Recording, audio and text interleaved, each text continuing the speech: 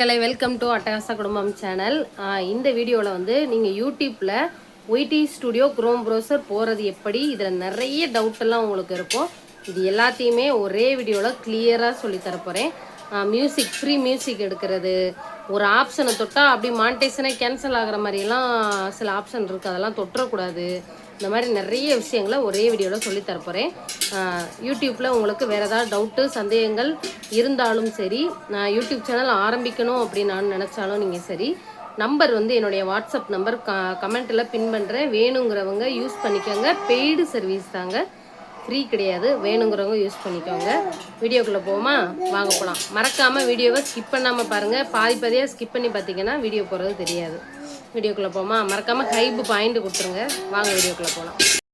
வணக்கம் மக்களே. இப்போ நிறைய பேருக்கு வந்து பார்த்திங்கன்னா ஒய்டி ஸ்டுடியோ குரோம் ப்ரௌசரில் போக தெரியாது. அவங்களுக்காக தான் முதல்ல உங்கள் ஃபோனை ஓப்பன் பண்ணிக்கோங்க. குரோமுக்குள்ளே போயிட்டு அந்த இடத்துல சர்ச் பாக்ஸில் வந்து studio.youtube.com அப்படின்னு போட போகிறோம். நீங்கள் ஸ்டுடியோன்னு போடும்போதே கீழே அந்த ஆப்ஷன் எல்லாம் வரும். நீங்கள் அதையே டச் பண்ணி கூட உள்ளே போகலாம். நான் உங்களுக்கு தெரியணுங்கிறதுக்காக studio.youtube.com அப்படின்னு டைப் பண்ணி நான் உங்களுக்காக உள்ளே போகிறேன். நீங்கள் சர்ச் பண்ணுற இடத்துல studio.comனு இருக்கும், .con அப்படின்னு இருக்கும், MN லாஸ்ட்டு. நீங்கள் தான் பார்த்து அதை சர்ச் கொடுக்கணும். கொடுத்த உடனே பார்த்தீங்கன்னா இந்த பேஜுக்குள்ளே போயிடும். ஒவ்வொருத்தவங்களுக்கு நேராகவே ஸ்டுடியோக்குள்ளே போயிடும்.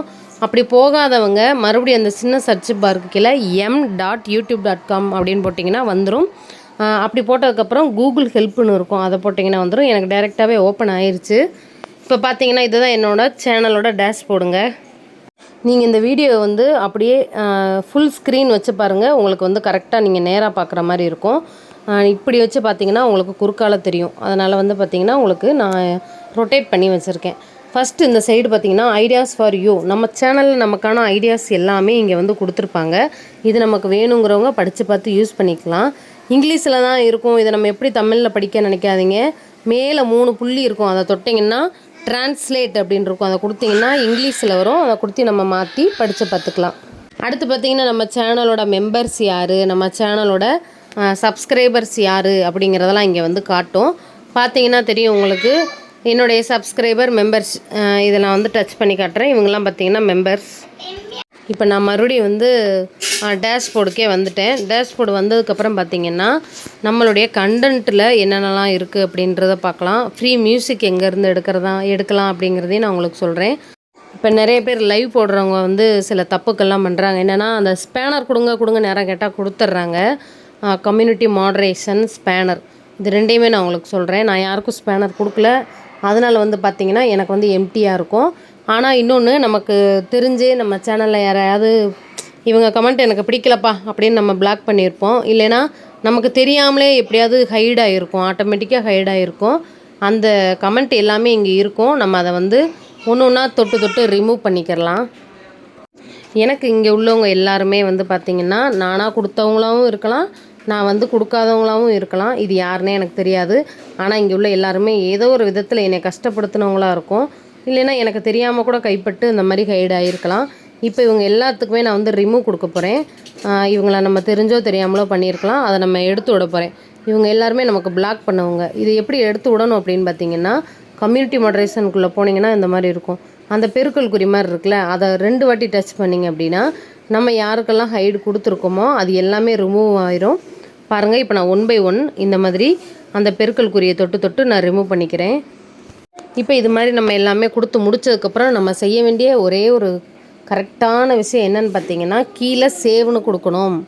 நம்ம சேவ் கொடுத்தா மட்டும்தான் நம்ம யாரை ஹைடு பண்ணி வச்சுருந்தோமோ அவங்க எல்லாமே ரிலீஸ் ஆகி அதுலேருந்து வெளியில் வர முடியும். நமக்கு கமெண்ட் பண்ண முடியும்.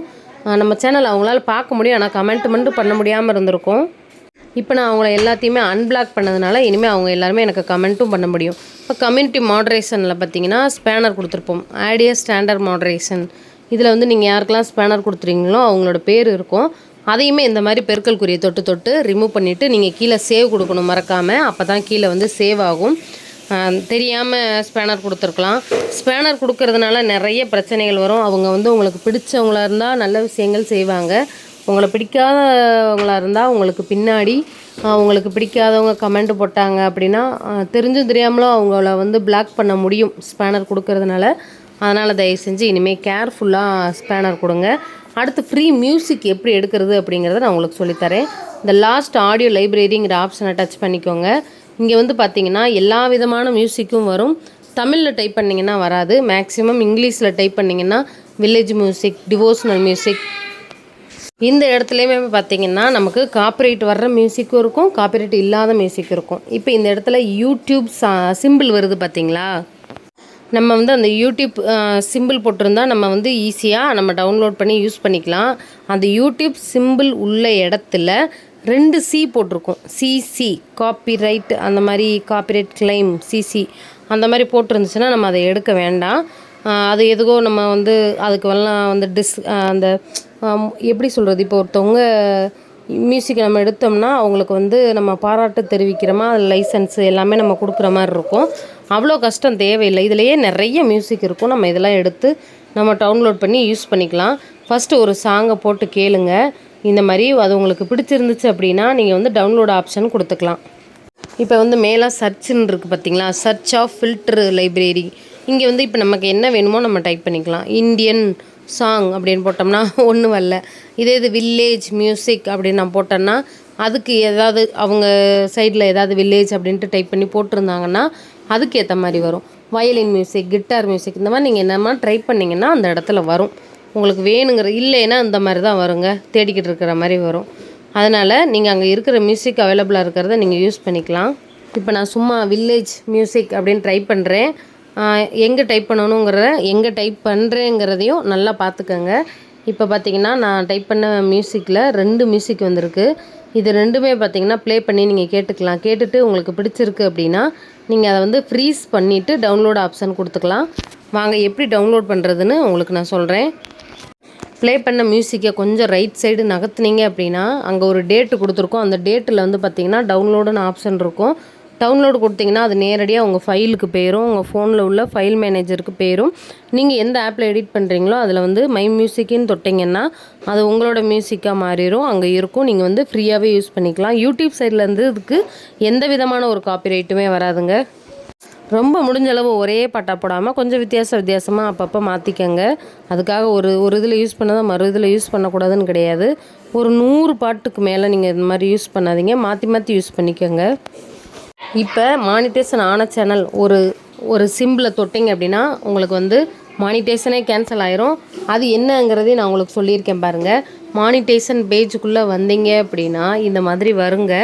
இந்த மாதிரி வந்தப்போ நீங்கள் வந்து ரைட் சைடில் வந்து லீவ் அப்படின்னு இருக்குது பாருங்கள், யூடியூப் பார்ட்னர் ப்ரோக்ராம் லாஸ்ட்டு வலது பக்கம் லாஸ்ட்டு இருக்குது பாருங்கள். அதுதான் நான் ஒரு பச்சை கலரில் மார்க் பண்ணி காட்டுறேன் பாருங்கள். இது தாங்க. தயவு செஞ்சு முடிஞ்ச அளவு குரோம் ப்ரௌசருக்குள்ளே வர்றதை தவிர்த்துக்கங்க. மீறாத பட்சத்தில் மானிட்டேஷன் ஆப்ஷனுக்குள்ளே வந்து இந்த லீவ் அப்படிங்கிறத மட்டும் தொட்டுட்டிங்கன்னா உங்கள் மானிட்டேஷனே கேன்சல் ஆயிரும். இந்த வீடியோவில் இன்றைக்கி நீங்கள் நிறைய கற்றுட்ருப்பீங்கன்னு நினைக்கிறேன். உங்களுக்கு பிடிச்சிருந்தால் லைக் பண்ணுங்கள், ஷேர் பண்ணுங்கள், சப்ஸ்கிரைப் பண்ணுங்கள். தேங்க்யூ.